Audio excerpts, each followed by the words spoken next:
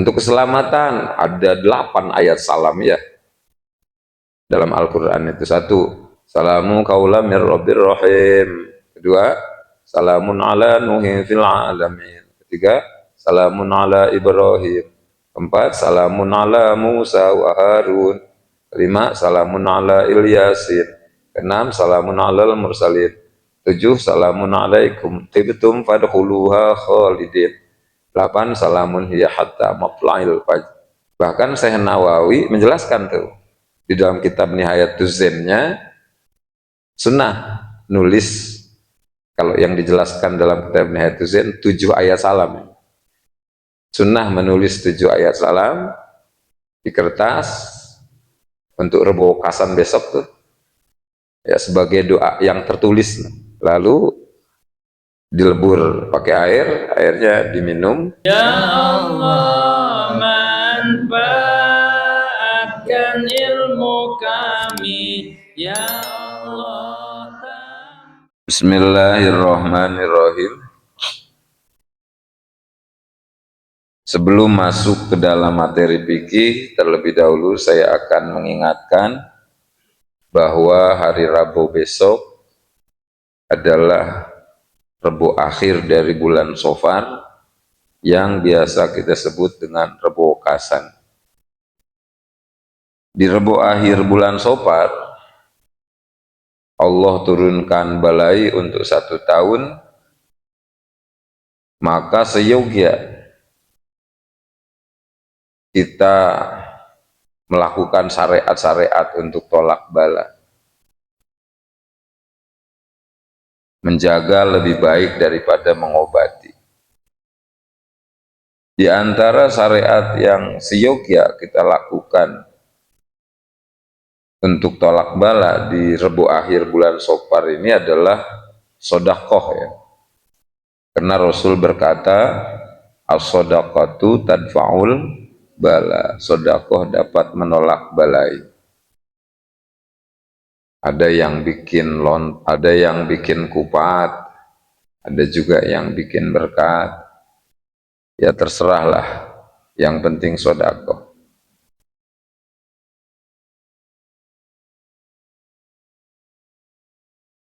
Karena kita yakin sedekah dapat menolak bala berdasarkan hadis as-shadaqatu tadfa'ul bala. Masalah bikin kupat itu mah hukum adat ya, adat kebiasaan di sebagian daerah. Kalau Rebo Kasan bikin kupat, nggak bikin kupat juga nggak masalah, yang penting pada intinya sedekah.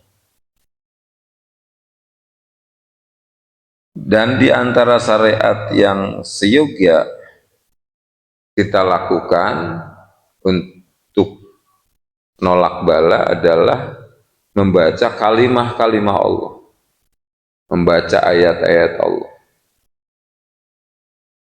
Karena kalimah-kalimah Allah dan ayat-ayat Allah itu semuanya sempurna, tidak ada kekurangan sedikit pun, dan bisa kita pakai untuk memohon perlindungan, dan bisa kita jadikan syariat untuk memohon perlindungan kepada Allah dari balai-balai yang tidak kita inginkan.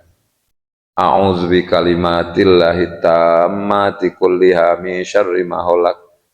Kita baca kalimat itu kan.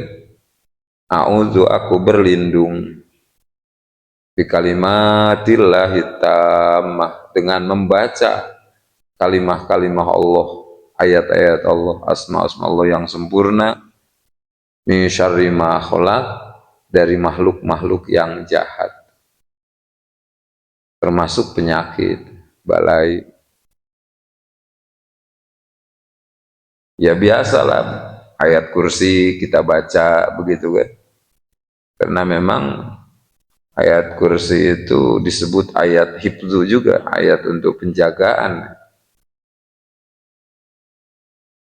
Dan ayat kursi dapat menjaga orang yang membacanya dari hal-hal yang tidak diinginkan. Dan ayat kursi juga disebut ayatul mustajirin, ayat untuk orang yang memohon ayatul mustaghisin, maaf, ayat untuk orang-orang yang memohon perlindungan. Jadi kalau kita mohon perlindungan kepada Allah, di antara kalimat yang kita baca adalah ayat kursi. Karena ayat kursi disebut ayatul mustaghisin. Dan mukjizat ayat kursi itu, Al-Quran makan mukjiz ya. Mukjiz itu artinya menimbulkan mukjizat. Mukjizat ayat kursi itu terasa gitu.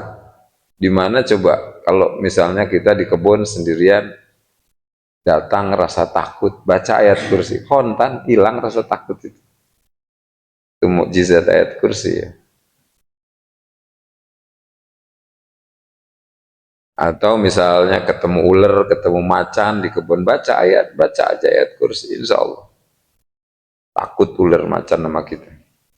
Berkah ayat kursi yang kita baca, mukjizat ayat kursi yang kita baca. Di antaranya lagi surat Falaq bin Nas kita baca kan. Karena memang surat Falaq bin Nas itu sebagai surat yang paling afdol untuk memohon perlindungan berdasarkan hadis. Di mana Rasul berkata, surat yang paling afdol untuk memohon perlindungan adalah surat Falaq bin Nas karena mengumpulkan seluruh perlindungan. Bisa kita lihat dari maknanya coba. Qul a'udzu birabbil falaq min syarri ma khalaq. Aku berlindung kepada Allah yang menciptakan terangnya waktu subuh dari makhluk-makhluk yang jahat termasuk penyakit balai. Wa min syarri ghasiqin idza waqab, dan dari malam ketika gelap, dari gelapnya malam, karena di dalam gelapnya malam itu banyak keburukan, maka perlu kita berlindung kepada Allah dengan baca surat Falaq ini. Maling kan, maling reaksinya di malam hari, teluh juga reaksinya di malam hari, penyakit juga bertebaran di malam hari.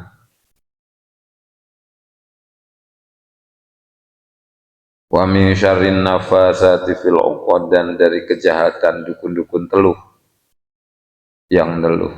Wa min syarri hasidin idza hasad, dan dari kejahatan orang-orang yang hasud. Karena orang yang hasud makan ngedoain jelek terus sama kita itu. Kita ngebangun rumah, ngedoainnya orang yang iri supaya jangan selesai. Kita bepergian, orang yang iri mengedoainnya supaya kita celaka. Maka perlu memohon perlindungan kepada Allah dengan baca surat Falaq bin Nas. Terus dari godaan setannya juga kan, bisikan-bisikan setan yang bikin hati kita jadi nggak karu-karuan. Dalam surat An-Nas kita mohon perlindungan. Qul a'udzu birabbin nas, malikin nas, ilahin nas, min syarril waswasil khannas, allazi waswisu fi sudurin nas. Dan diantaranya surat Kulhu yang kita baca. Untuk penjagaan juga surat Kulhu itu. Di antara khasiatnya. Karena kalau kita mau bepergian nih, mau mudik misalnya, ninggalin rumah, sunnah kita pegang daun, kita pegang kusen pintu ya, sambil baca Kulhu 11 kali untuk penjagaan itu. Jadi insya Allah selama kita mudik, rumah kita akan dijaga dengan mukjizat surat Kulhu. Tidak kita ketemukan hal-hal yang tidak kita inginkan seperti kepalingan, kebakaran, dan lain-lain.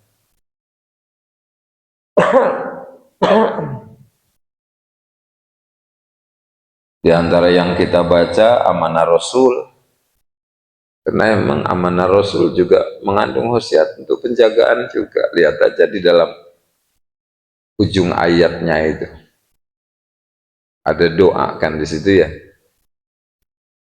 Rabbana la tahmil alaina isran kama hamaltahu 'alal ladzina min qablina Rabbana wa la tuhammilna ma la taqata lana. Nah itu diantara syariat yang perlu kita lakukan di Rebo akhir bulan Safar ya, untuk memohon perlindungan kepada Allah dari balai-balai yang tidak kita inginkan. Lalu tahlil juga kita baca, karena memang khosiat baca lafaz la ilaha illallah itu diantaranya untuk penjagaan juga. Astagfi kulla syai'in bila ilaha illallah. Astagfi, aku merasa cukup, artinya kulla syai'in, untuk seluruh perkara, bila ilaha illallah, dengan membaca kalimat la ilaha illallah.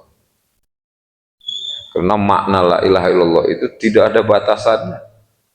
La ilaha illallah bisa diartikan tidak ada yang mampu menolak balai kecuali Allah. La ilaha illallah, tidak ada yang bisa mengangkat penyakit kecuali Allah. La ilaha illallah, tidak ada yang bisa memberi kesehatan kecuali Allah. La ilaha illallah, tidak ada yang bisa memberi panjang umur kecuali Allah. Luas sekali pengertian la ilaha illallah itu. La ilaha illallah ay la fi'la kulli mumkinin illallah. Terus kita berdoa juga,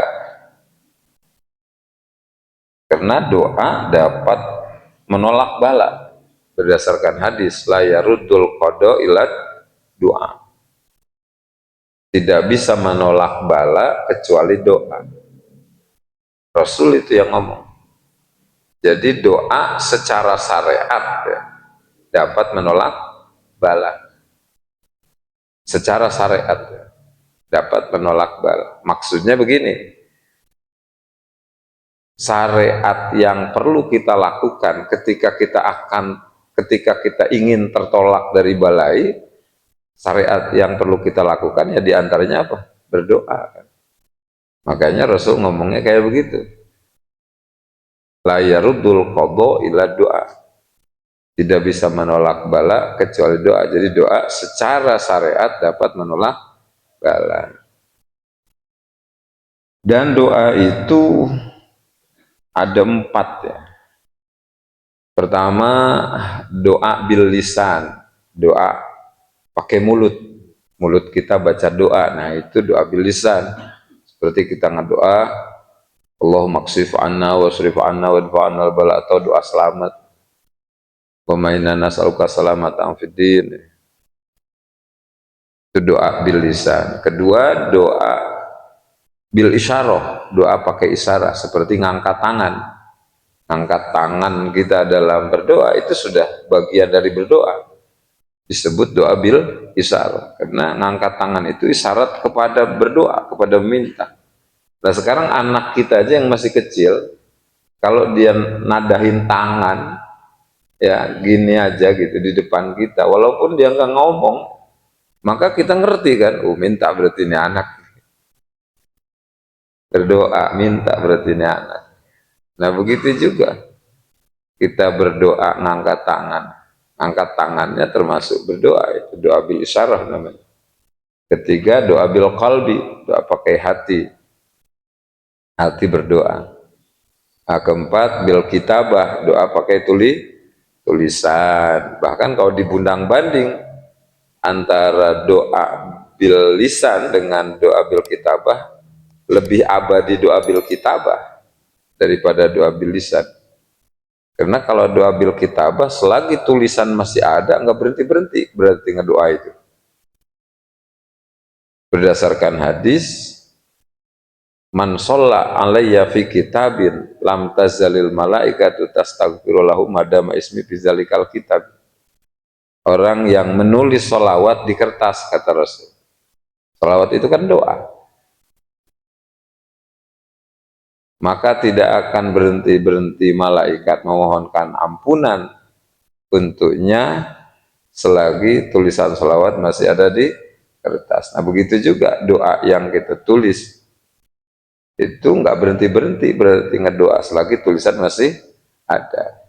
Jadi harus juga kita punya doa bil kitabah itu, doa dari tulisan itu. Ya nulis saja sendiri gitu kan. Nulis saja sendiri, nulis gitu. Doa di kertas. Yang kita ambil dari ayat-ayat aja doanya. Misalnya pengen rumah kita berkah,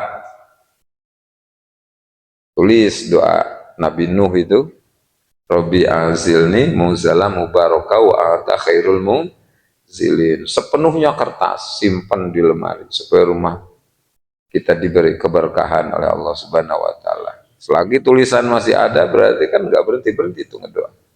Atau kita tulisnya dibikin cakep gitu, pakai kaligrafi, pakai hot gitu, kaligrafi.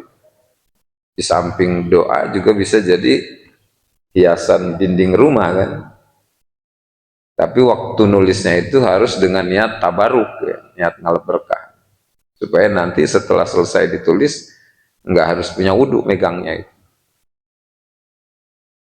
Atau misalnya untuk gampang rezeki, doa Nabi Isa itu, Rabbana anzil alaina ma'idatan minas sama'i takunu lana 'idan li awwalina wa akhirina wa ayatan minka warzuqna wa anta khairur raziqin.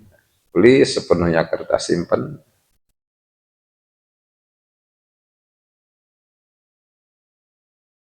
Nah itu doa bil kitabah.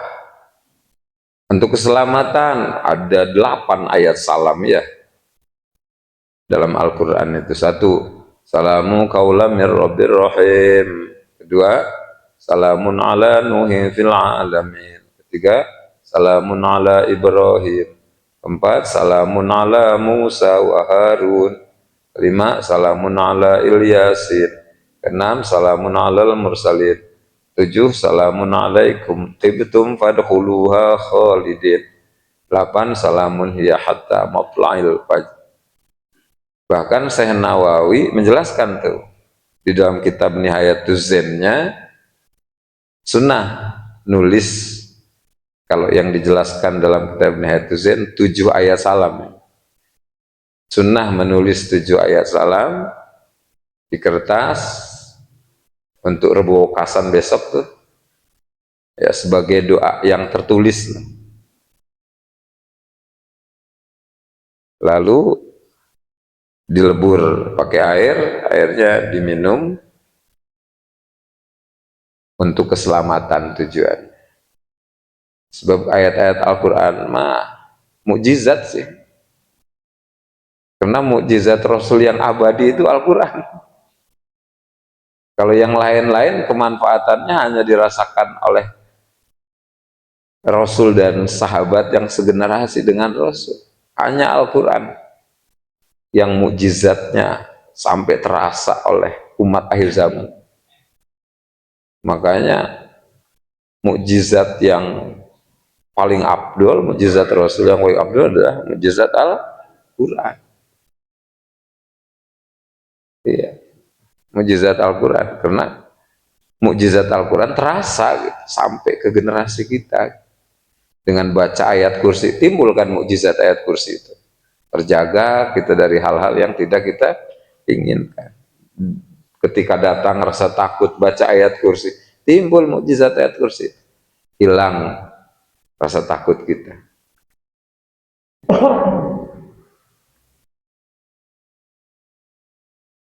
Kerasa. Asal yakin aja hatinya insya Allah. Asal yakin. Cuman untuk timbul keyakinan itu harus banyak bacanya gitu. Kalau masih sedikit mah bacanya, belum timbul keyakinan. Nah itu ya.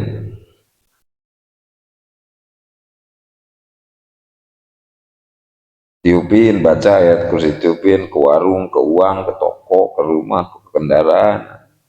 Ditimbul mukjizat ayat kursi. Nah itu ya. Kalau ditambah pakai wapak Pak Ustadz ya silahkan. Nah ini kebetulan saya bawa tapi sedikit ya. Tolong dibagikan Kang Awong. Yang Kang Awong udah kan kemarin, yang belum aja. Ini sedekah aja untuk revokasan besok Kang Ustadz Mai.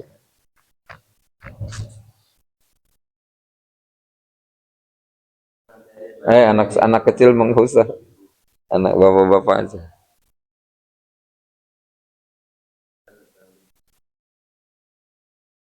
Nah itu sedapatnya aja ya sebagian sedekah. Nah itu wafak ya, wafak untuk keselamatan, untuk penjagaan. Nah wafaknya wafak ayat Allahu latifum bi'ibadihi. Artinya Allah belas kasihan kepada hamba-hambanya. Jadi wafaknya itu wafak ayat Allahu latifum bi'ibadihi. Karena wafaknya macam-macam ya.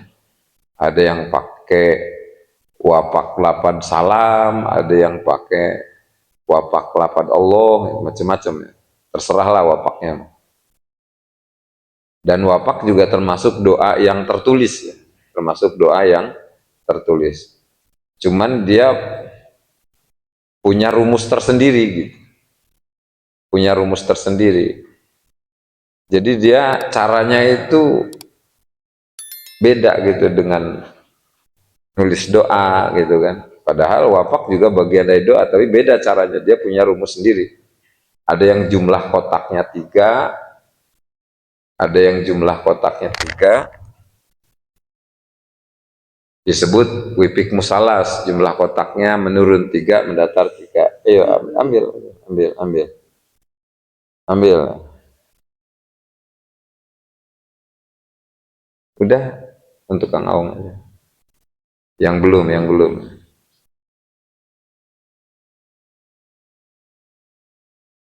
Nah itu.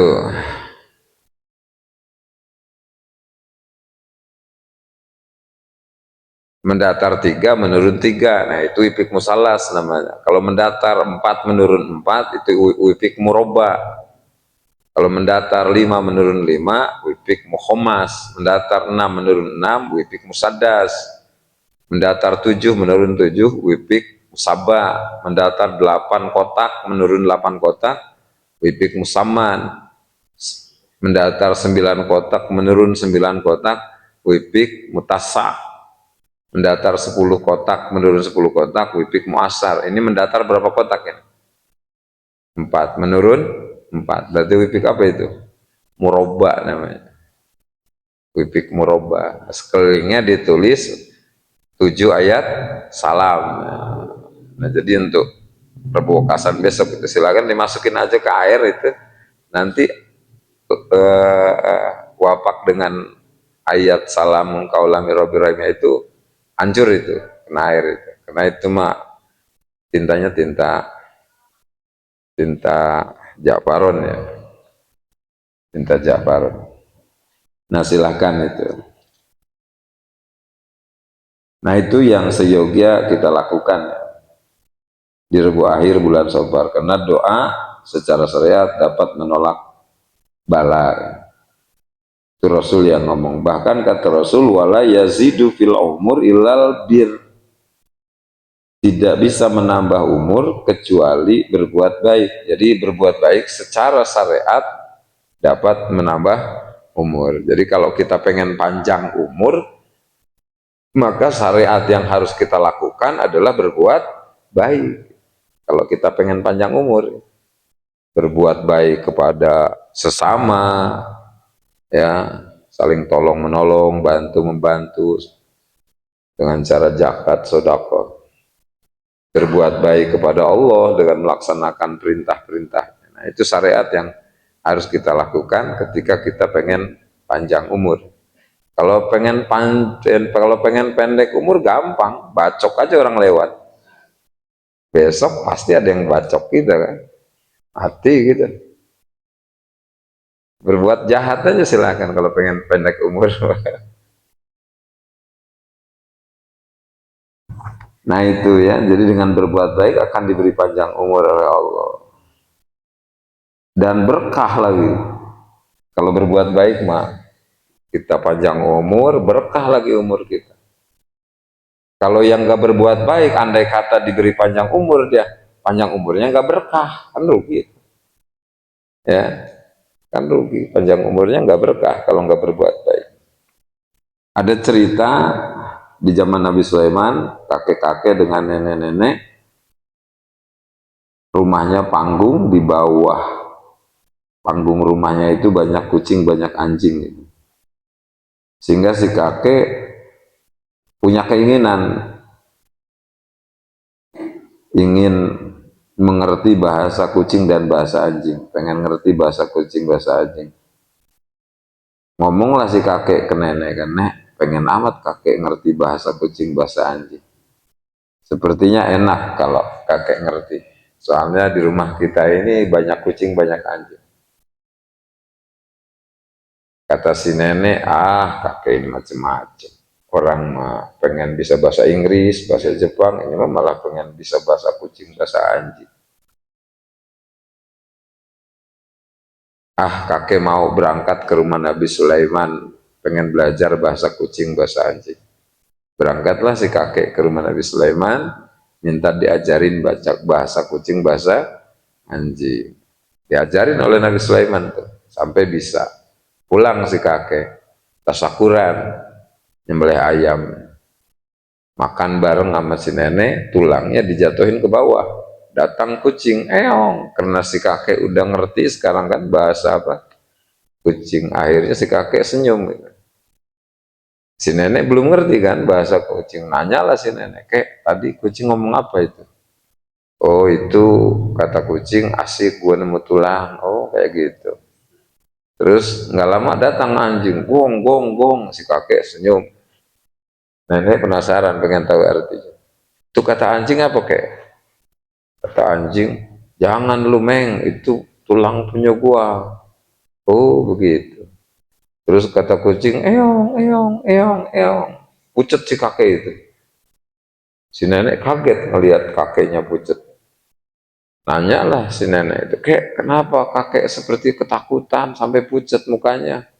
Waduh nek, barusan kucing ngomong begini. Kata kucing, anjing, lu mah jangan pengen, tulang ikan, tulang ayam ini kecil. Nanti seminggu lagi si kakek bakalan mati. Nanti kan malam ketiganya nyembelih kambing tuh, kamu nanti aja tulang kambing. Waduh nek, kata kucing kakek seminggu lagi bakalan mati, bener apa bohong ya nek? Ya nggak tahu kata si nenek. Coba tanyain aja ke Nabi Sulaiman. Berangkatlah si kakek itu ke rumah Nabi Sulaiman. Kata Nabi Sulaiman, bener itu kek, bener. Seminggu lagi kakek bakalan mati kata kucing itu bener. Akhirnya pulang si kakek. Lalu berbuat baik silaturahmi kepada tetangga yang dekat jauh, saudara yang dekat jauh. Sedekah, berbuat baik aja selama seminggu itu. Begitu hari ketujuh, si kakek masuk ke dalam kamar, istighfar terus. Waduh ini udah hari ketujuh ini, pas 7 hari atau pas minggunya itu nanti jam 7 malam ini. Baca istighfar terus si kakek. Astagfirullahaladzim. Begitu sampai jam 7 malam belum meninggal si kakek. Wah mungkin salah ngitung hari. Mungkin 7 harinya itu besok. Ditunggu sampai besok. Nggak meninggal juga. Tunggu sampai besoknya nggak meninggal juga. Akhirnya penasaran si kakek datang ke rumah Nabi Sulaiman lagi. Kata Nabi Sulaiman, selama seminggu kakek kerjaannya ngapain? Kata si kakek, saya berbuat baik kangjeng. Oh, umur kakek ditambah oleh Allah. Wala yazidu fil umur ilal bir.